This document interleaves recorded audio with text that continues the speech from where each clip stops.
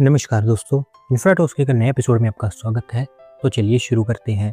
पहली खबर की शुरुआत करते हैं उड़ीसा से, जहां पर दोस्तों उड़ीसा सरकार स्टेट के अंदर नए हैंडलूम हब्स को तैयार करने जा रही है और इसके लिए कटक, बरगढ़ और जाजपुर इन 3 लोकेशंस को शॉर्टलिस्ट किया गया है। तो दोस्तों वन बाय वन इनके बारे में आपको मैं बताऊं तो कटक हब तो फैली होगी 2.77 एकड़ के एरिया में 13.51 करोड़ पीसेस के ऊपर खर्च की जाएंगे।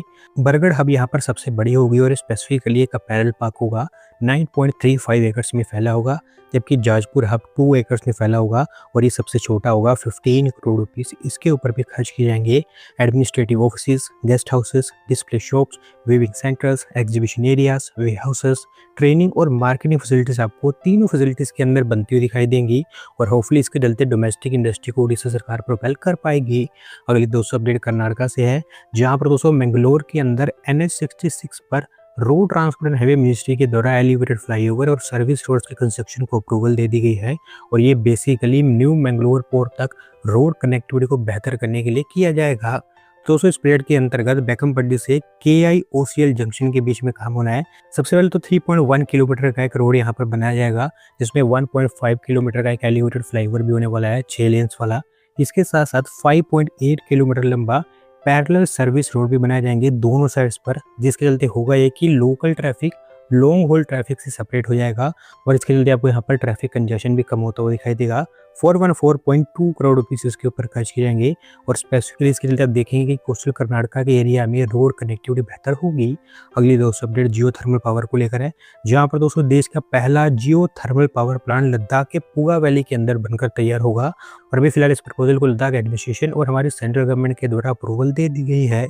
तो दोस्तों पुगा वैली के बारे में कह सकते हैं कि ये काफ़ी ज़्यादा रिमोट एरिया है साउथ ईस्टर्न लद्दाख के अंदर, 14,000 फीट के एल्टीट्यूड पर ये लोकेटेड है और जो सर्वे वगैरह यहाँ पर कंडक्ट किए गए हैं जियो थर्मल पावर को लेकर, वहाँ पर ये पाया गया है कि पुगा वैली की ज्योग्राफिकल कंडीशन और वेदर कंडीशन बिल्कुल सूटेबल हैं जियो थर्मल पावर के लिए और यहाँ पर भारत का पहला प्लांट सेटअप किया जा सकता है, जो इनफैक्ट एक पायलट प्लांट होगा।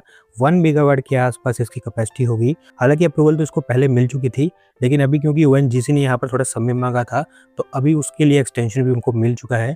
तो ओवरऑल जब एक बार ये पायलट प्लांट कंप्लीट होता है और इसके जो रिजल्ट्स आएंगे उसी के बेसिस पर आपको और जियो थर्मल पावर प्लांट्स बनते हुए दिखाई देंगे। अगली दोस्तों अपडेट महाराष्ट्र से है, जहाँ पर दोस्तों महाराष्ट्र सरकार एक इंटीग्रेटेड मैरीटाइम कॉम्प्लेक्स सेटअप करने जा रही है स्टेट के अंदर और ऐसा बताया गया है कि वाधवान पोर्ट के आसपास के एरिया में इसे तैयार किया जाएगा। तो दोस्तों ये maritime complex specifically Nandgaon locality के अंदर बनकर तैयार होगा, जिसे बनाया जाएगा डोमेस्टिक शिप बिल्डिंग इंडस्ट्री को प्रोपेल करने के लिए। 600 एकड़ के एरिया में फैला होगा, जहां पर एडवांस ड्राई डॉक्स, एक ग्रीन शिप रिसाइकलिंग फैसिलिटी और इसके साथ साथ शिप बिल्डिंग और रिपेयर यार्ड्स यहाँ पर तैयार किए जाएंगे। 4,100 करोड़ रुपीस इसके ऊपर इन्वेस्ट किए जाएंगे और अगर सब कुछ महाराष्ट्र सरकार के प्लान के अकॉर्डिंग जाता है तो अगले 2 सालों के अंदर अंदर इसका पहला फेस ऑपरेशनल होगा।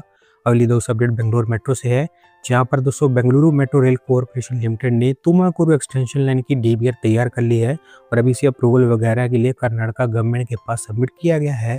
तो दोस्तों मेट्रो रेल के बारे में बेसिकली आप कह सकते हैं कि ये बेंगलुरु मेट्रो की ग्रीन लाइन का एक्सटेंशन होगा। मदावरा से तुमाकुरु के बीच को बनाया जाएगा। 59.96 किलोमीटर की इसकी लेंथ होगी, 16 मेट्रो स्टेशन के साथ, जहाँ पर नीलमंगला, डॉक्सपेड, यथा संतरा, तुमाकुरु यूनिवर्सिटी और तुमाकुरु बस स्टैंड जैसी जो प्लेसेस है वो यहाँ पर कनेक्ट हो पाएंगी। 18 से लेकर 20,000 करोड़ रुपीस का इसके ऊपर खर्च आएगा और ये डिपेंड करेगा कि कौन सा कंस्ट्रक्शन मॉडल यहाँ पर चुना जाता है। ओवरऑल आप कह सकते हैं कि ये कर्नाटका के अंदर one of the expensive metro line होगी। एक बार जब इसे बना दिया जाता है तो एस्टिमेट किया जा रहा है कि 3 लाख के आसपास लोग डेली बेसिस पर इस पर ट्रैवल करेंगे। अगली दोस्तों अपडेट वेस्ट बंगाल से है, जहाँ पर दोस्तों वेस्ट बंगाल सरकार के द्वारा बड़ी स्केल पर इंफ्रास्ट्रक्चर क्रिएशन स्टार्ट कर दिया गया है और अभी उनके CM के द्वारा कहा गया है कि स्टेट के अंदर एक नया IIT, एक नया IIM, एक नया एम्स, एक नया फैशन डिज़ाइन इंस्टीट्यूट और एक नया कैंसर हॉस्पिटल सेटअप किया जाएगा। दोस्तों वैसे मैं आपको बता दूं कि वेस्ट बंगाल के अंदर IIM, IIT और एम्स ये तीनों पहले से ही बने हुए हैं, लेकिन अगर आप ध्यान से देखेंगे तो आपको पता चलेगा कि ये तीनों की तीनों वेस्ट बंगाल के सदर्न एरियाज में आते हैं। नॉर्थ बंगाल में इस तरह की कोई भी फैसिलिटी ऑपरेशनल नहीं है।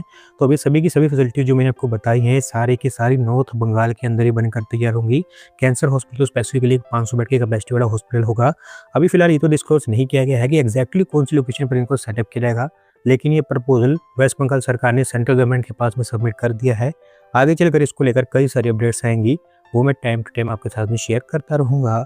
आज के दोस्तों आखिरी अपडेट उत्तर प्रदेश से है, जहाँ पर दोस्तों नोएडा अथॉरिटी के द्वारा न्यू नोएडा सिटी के लिए लैंड एक्विजिशन स्टार्ट किया जा रहा है और अभी फिलहाल इसको लेकर उन्होंने रिसोर्स मोबिलाइजेशन स्टार्ट कर दिया है। तो दोस्तों न्यू नोएडा बेसिकली आप कह सकते हैं कि यूपी के अंदर नया ग्रोथ सेंटर होगा आने वाले 15-20 सालों तक, क्योंकि सिटी को बहुत ही बड़े स्केल पर तैयार किया जाएगा। 209 किलोमीटर स्क्वायर के एरिया में फैली होगी, जिसके लिए बुलंदशहर और गौतम बुद्ध नगर डिस्ट्रिक्ट के कुल मिलाकर 84 विलेजेस में लैंड एक्वायर की जाएगी और उसमें से ही 37 विलेजेस को भी शॉर्टलिस्ट किया गया है पहले फेज में लैंड एक्विजिशन के लिए। पहले फेज को लेकर ये भी लैंड एक्विजिशन स्टार्ट किया जा रहा है, जहाँ पर कुल मिलाकर 3165 हेक्टेयर्स ऑफ लैंड को एक्वायर किया जाएगा। और अभी क्योंकि रिसोर्स मोबिलाइजेशन स्टार्ट हो चुका है, तो अगले 1-2 हफ्ते के अंदर ये काम कंप्लीट हो जाएगा और जून के शुरुआती दिनों में ही इसके लिए एक्चुअल में लैंड मिलनी स्टार्ट हो जाएगी। तो दोस्तों आज की वीडियो में बस इतना ही। अगर आप अपनी तरफ से अपडेट सबमिट करना चाहते हैं तो डिस्क्रिप्शन में दिए गए लिंक पर क्लिक करके सबमिट कर सकते हैं। और अगर आज की वीडियो पसंद आई हो तो वीडियो को लाइक करें, चैनल को सब्सक्राइब करें। धन्यवाद वीडियो को देखने के लिए।